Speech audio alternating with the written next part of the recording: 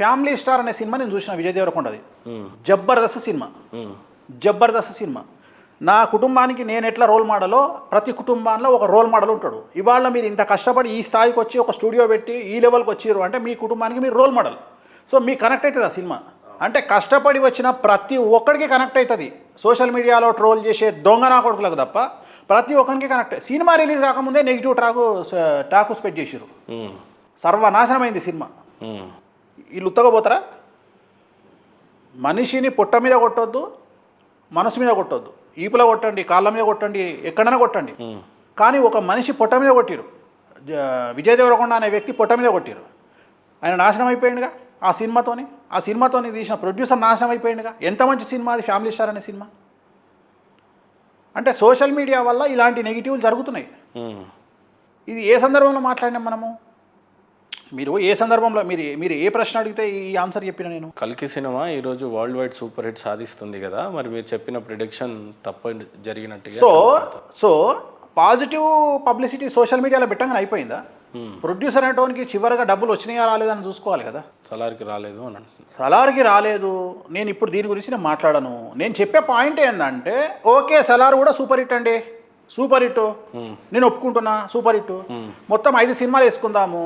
5 సినిమాలలో Radheshyam disaster, Adipurush disaster, Saaho disaster. మరి 3 సినిమాలు ఫెయిల్ అయినప్పుడు నాకు ఎందుకు మీరు కిరీటం పెట్టలే? నేను అడిగే ప్రశ్నకు ఆన్సర్ చెప్పండి. అంటే నన్ను మీరు ఎక్కడానికి సిద్ధంగా ఉన్నప్పుడు నాది జరిగినప్పుడు మీరు ఎందుకు వస్తలేరు? అప్పుడు మీ ప్రిడిక్షన్ తాత్కాలికంగా ఈ 3 సినిమాల వరకే చూడొచ్చా, లేకపోతే లైఫ్ టైం చూడొచ్చా? ఏ రకంగా? First of all life time చూడండి. లైఫ్ టైం చూడండి. ప్రభాస్కి కాదు, ఎవరికి ఏ చెప్పినా లైఫ్ టైం చూడండి. ఎవరికి ప్రభాస్ నుండి ఒక మిర్చి లాంటి సినిమా మీరు ఎక్స్పెక్ట్ చేస్తారా? ఒక మిస్టర్ పర్ఫెక్ట్ లాంటి సినిమా మీరు ఎక్స్పెక్ట్ చేస్తారా? చేసే పరిస్థితి లేదు ఈ రోజులలో. అయితే అప్పుడు మాట్లాడదాం. సలార్లో ప్రభాస్ ఎంతసేపు ఉంటాడు? ఎంతసేపు మాట్లాడిండు? కల్కి సినిమాలో ప్రభాస్ ఎంతసేపు ఉన్నాడు? అసలు కల్కి సినిమా అనేది ఎవరిది? హీరో ఎవరు? మెయిన్ హీరో ప్రభాస్ క్యారెక్టర్ ఎంతసేపు ఉంది? ఇక నేను కూడా ఇట్లా యుద్ధం చేయాలంటే చేస్తా. నాకు ఎందుకు? నేను అడిగేది ఒకటే. నేను అనేది ఏంటంటే, నేను ప్రభాస్ కెరియర్ గురించి మాట్లాడడం కంటే కూడా ఆరోగ్యం గురించి మాట్లాడినా. అది మాట్లాడలే ఎవరు. నేను ఒక హీరోయిన్ గురించి మాట్లాడినా. ఒక హీరోయిన్ గురించి ప్రిడిక్షన్ ఒక పక్క చేస్తుంటారు, కానీ ప్రభాస్ మీద వేణుస్వామికి ప్రేమ అనేది ఉంటుందండి. మేము మంచిగానే ఉంటాం కదా, విలువిచ్చే వ్యక్తి మీరు అన్నారు కదా. బట్ అది జ్యోతిష్యంగానే చూడొచ్చా, లేకపోతే కోపంగా చూడొచ్చా? నేను అదే చెప్తున్నా. నేను జ్యోతిష్యం అనేది వేరు. ఒక సామెత ఉంది, పేకాటనే బమ్మరిది అని. సో జ్యోతిష్యం అనేది నా వృత్తి, స్నేహం అనేది నా ఇష్టం. ప్రభాస్ అంటే నాకు ఇష్టం. ప్రభాస్ సినిమాలు చాలా సినిమాలకు నేను ముహూర్తం పెట్టిన. ఈరోజు కూడా మీరు నమ్ముతారో నమ్మరో, జగన్ ఇన్సిడెంట్ అయిన తర్వాత ప్రభాస్ గారు నాకు మోరల్ సపోర్ట్ ఇచ్చారు. ఫోన్ చేశారా? ఎందుకు ఇక మోరల్ సపోర్ట్ ఇచ్చారు?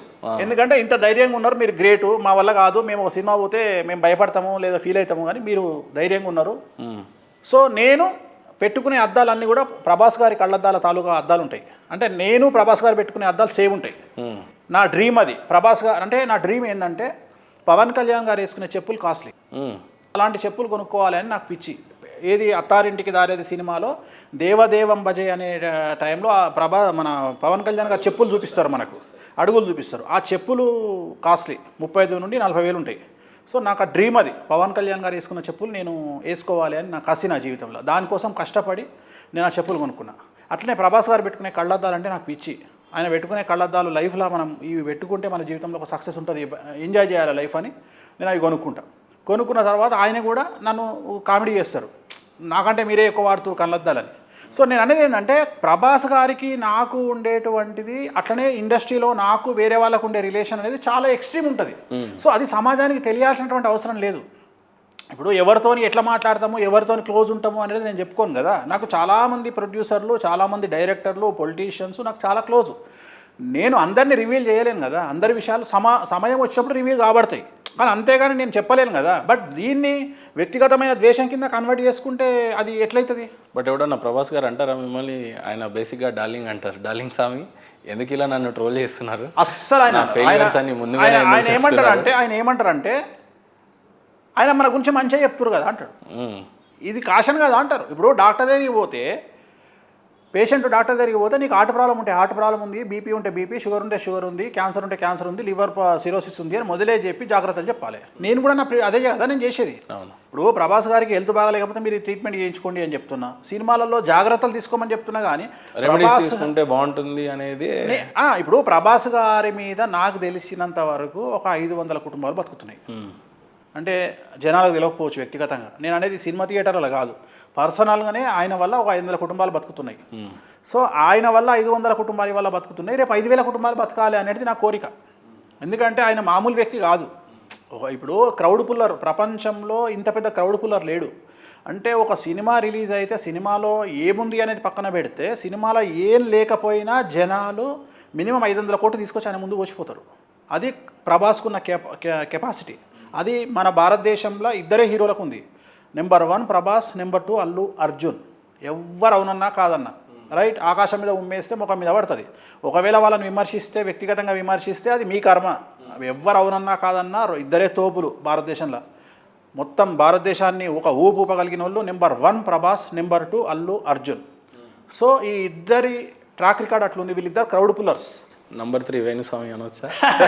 ఏం సంబంధం, వాళ్ళ ముందర దేనికి మన వాళ్ళ, ఇప్పుడు వాళ్ళు ఆయన లెవెల్ వేరు, వాళ్ళ కారణ జన్ములు వాళ్ళు. ఇప్పుడు నేను ఒక మామూలు వేణుస్వామి కూడా కారణ జన్ముడు. నేను అనేది ఏంటంటే అల్లు అర్జున్ లాంటి వ్యక్తి కారణ జన్ముడు, ఒక ప్రభాస్ అనే వ్యక్తి కారణ జన్ముడు. సో ఆయన జాతకంలో అంత పెద్ద యోగాలు ఉన్నాయి. సో ఆయన ఒక కనుసైగ చేస్తే అంత జనాలు, ఇప్పుడు ఆయన మీరు అబ్జర్వ్ చేస్తే ఆయన జస్ట్ ఒక పెద్ద ఏమంటారు, ఒక సుత్తి పట్టుకొని వచ్చిన జనాలు పూనకాలు వచ్చేస్తాయి ఫ్యాన్స్కు. సో అంత పెద్ద హీరో, అంత స్టార్డమ్ ఉన్న వ్యక్తి 10 కాలాల పాటు బ్రతకాలి, 10 కాలాల పాటు సినిమాలు తీయాలి, తెలుగు సినిమా ఇండస్ట్రీ బాగుండాలి, ప్రొడ్యూసర్లు బాగుపడాలి అనే ఇంటెన్షన్తోనే మనం చెప్తాం తప్ప, వ్యక్తిగతంగా ఒక మనిషి నాశనం కావాలి అని కోరుకుంటే ఫస్ట్ నాశనం అయ్యేది నేనే. నేను పురోహితుడిని, అంటే పురోహితుడు అంటే నేను పూజలు చేయకపోయినా పురోహితాన్ని కోరుకునేవాడిని. అందరూ బాగుండాలని కోరుకునేవాడు వేణుస్వామి. అందరూ బాగుండాలని కోరుకుంటా. మీ ఫ్రెండ్షిప్ ఇంత బాగా పెట్టుకొని అనవసరంగా ట్రోలర్స్ మాత్రం ఏదో విజిబిలిటీ, అంటే వాళ్ళకి తెలియదు కదా, వాళ్ళకి ఇవన్నీ తెలియదు కదా. ఇప్పుడు ఉదాహరణ, ఇప్పుడు నేను మన ఫామ్ హౌస్లో పండిన సీతాఫలం ఆయనకు పంపించినాం. ఆయనకు ప్రభాస్ గారికి సీతాఫలం అంటే చాలా ఇష్టం. మా ఆవిడ ఒక ఆర్గానిక్ బ్యాగ్ ఒకటి పంపించింది ఆయనకి. సో చాలా ఇష్టం. ఇప్పుడు మొన్న నేను ఒక బ్లూ కలర్ కళ్ళద్దాలు పెట్టుకోగానే ఎంబడే పెట్టుకున్న 10 నిమిషాలకే నేను స్టేటస్ పెట్టంగానే వాళ్ళ మేనేజర్ ఫోన్ చేసి, స్వామి అన్న అడుగుతున్నాడు, ఈ కళ్ళద్దాలు కావాలి అన్నకు అని చెప్పి ఇమ్మీడియట్గా నెక్స్ట్ వీక్ వాళ్ళు యూరప్ పోయారు, తీసుకొచ్చుకోరు ప్రభాస్ గారు. సో నేను అనేది ఏంటంటే ఇంత ఇంటిమసీ ఉంటుంది. అట్లా ప్రతి ఒక్కళ్ళతోని, ఇండస్ట్రీలో ప్రతి ఒక్కళ్ళతోని నన్ను ఆయన ఏమంటారు అంటే, ఆయన మనకు కొంచెం మంచిగా చెప్తుండు కదా, ఆయన ఏం తప్పు చెప్పట్లేదు కదా. ఇప్పుడు వ్యక్తిగత విమర్శ చేస్తే నేను తప్పు, నేను వ్యక్తిగత విమర్శలు చేయట్లా ఎక్కడ. నేను మంచి సినిమాలు ఎన్నుకోమని చెప్తున్నా, మంచి ప్రొడ్యూసర్లు ఎన్నుకోమని చెప్తున్నా. ఒక్క మిస్టేక్ జీవితాన్ని చిన్నభిన్నం చేస్తుంది. ఒక పక్క మనుషులకి చాలా ఐడెంటిటీ లభించిన తర్వాత మీకున్న గుర్తింపు 2 తెలుగు రాష్ట్రాల్లో కొత్తగా చెప్పాల్సిన అవసరం లేదు. కానీ వేణుస్వామి ఎందుకు ఒక పెద్ద చిన్నజీర స్వామి లాంటి ఆశ్రమం కట్టలేకపోయాడు? కొన్ని 4 గోడలకు మాత్రమే పరిమితి అయిపోయి మీడియా వరకే మాట్లాడడానికి సరిపోయే అంతనే వేణుస్వామిని చూస్తున్నారు ఒక పక్క. రెండోది, మీకున్న ఈ జ్ఞాన సంపదని విస్తరింపజేయాలి అని అన్నప్పుడు ఈ హిందూ ధర్మాన్ని ప్రచారం చేయాలి, ధర్మాన్ని కాపాడాలి, లేకపోతే అనేక మంది జీవితాలు మార్చాలి అనుకున్న వేణుస్వామికి కేవలం 4 గోడలు, ఒక ఆఫీసు, ఒక అపాయింట్మెంటు, కొన్ని ఫీజులకు పరిమితం చేశారు మిమ్మల్ని. మీరెందుకు పెద్ద ఆశ్రమం సృష్టించలేకపోయారు? ఒక పక్క సద్గురుని చూసినా, మరో పక్క చిన్నజీర స్వామి లాంటి వాళ్ళని చూసినా మీకేమనిపిస్తుంది? 100% మీరు చెప్పింది కరెక్ట్ ప్రశ్న. ఎవ్వరు ఇంతవరకు విచిత్రమైన విషయం ఏంటంటే, ఐ అప్రిషియేట్ నన్ను ఈ ప్రశ్న అడగలే. నన్ను ప్రపంచంలో రెండో వ్యక్తి మీరు. నన్ను ఫస్ట్ ఈ ప్రశ్న అడిగినటువంటి వ్యక్తి నా చిన్నప్పటి స్నేహితుడు, నాకంటే 1 సంవత్సరము సీనియర్ అయినటువంటి కృష్ణమూర్తి అని, ఇప్పుడు పబ్లిక్ ప్రాసిక్యూటరు మన తెలంగాణ ప్రాంతంలో. తను అడిగింది ఈ ప్రశ్న, ఎందుకు ఒక ఆశ్రమాన్ని ప్లాన్ చేయొద్దు అని చెప్పేసి. ఇప్పుడు మీరు అడిగారు, సెకండ్ పర్సన్ మీరు. సో నేనేం చెప్తా అంటే, ఒకే ఒక్క ఆన్సర్, ఆ స్థాయి నాకున్నా ఆ స్టేచర్కు నేను సరిపోను. స్వామీజీ అంటే కొన్ని ప్రత్యేకమైన నియమ నిబంధనలు ఉంటాయి. ఆ నిబంధనలు నియమాలు నా దగ్గర లేవు. నేను అల్ట్రా పాష్ ఆస్ట్రాలజర్. ఆస్ట్రాలజీ అనేది నా వృత్తి. నేను ఏ గుడిలో పూజారిని కాదు, నేను పురోహితుడిని కాదు, నేను ఊర్లో పురోహితం చేయట్లా, నేను గుళ్ళో అర్చకత్వం చేయట్లా, నేను జస్ట్ ఆస్ట్రాలజర్ని. ఆస్ట్రాలజర్ అనేటువంటిది, జ్యోతిష్యుడు అనేటువంటిది నా వృత్తి, రైట్. ఇది కాకుండా ఇతరత్ర నాకు 190 వ్యాపకాలు ఉన్నాయి. సో కొన్ని నియమాలు ఉంటాయి. అర్చకత్వంలోకి వెళ్తే మీరు ఎలాంటి తప్పులు చేయడానికి లేదు అక్కడ.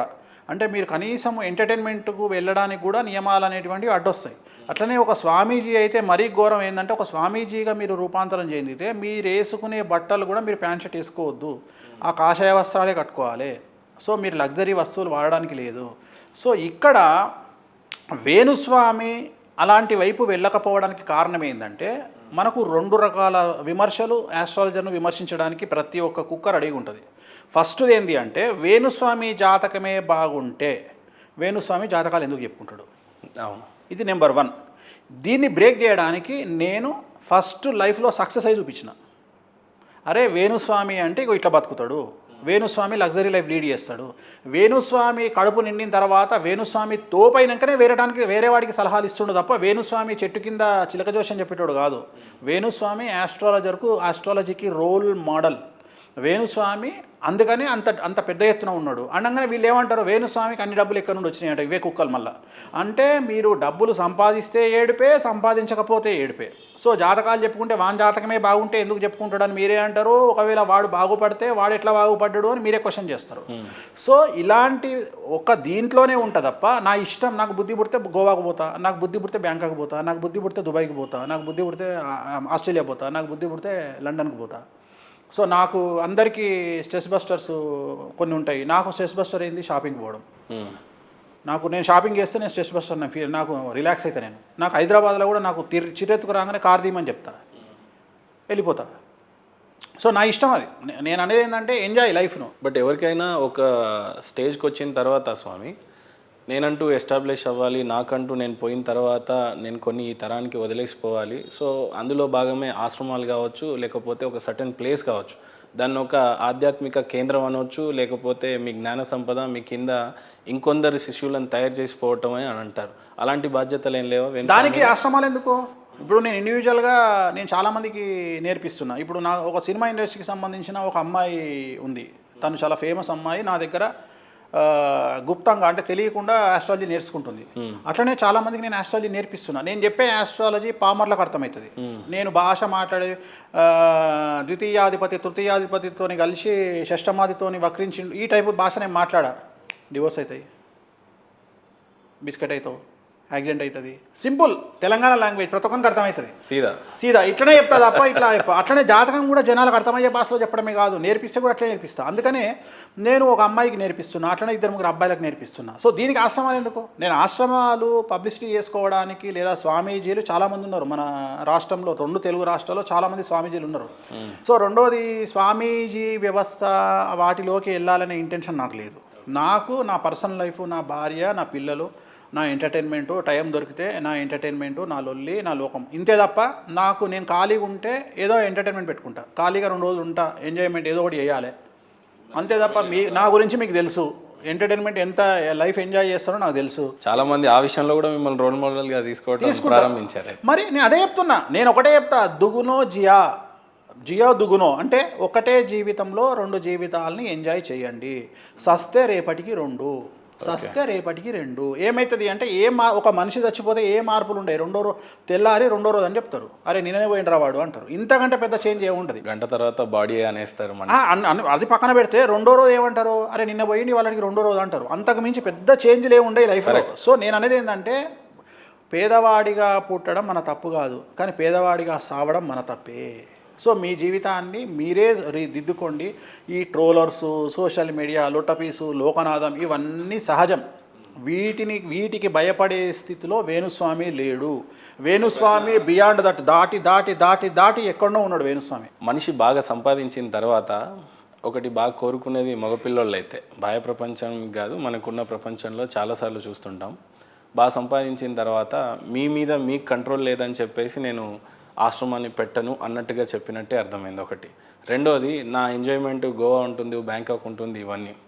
మనిషి జీవితంలో మగపిల్లలకి తను సంపాదించిన తర్వాత ఎక్కువగా అత్యధికంగా ఆశ ఆడపిల్లల మీద, లేకపోతే ఇప్పుడు మనకు ఒక శాస్త్రం ఉంది, కామం అనేది ఒకటి ఉంది.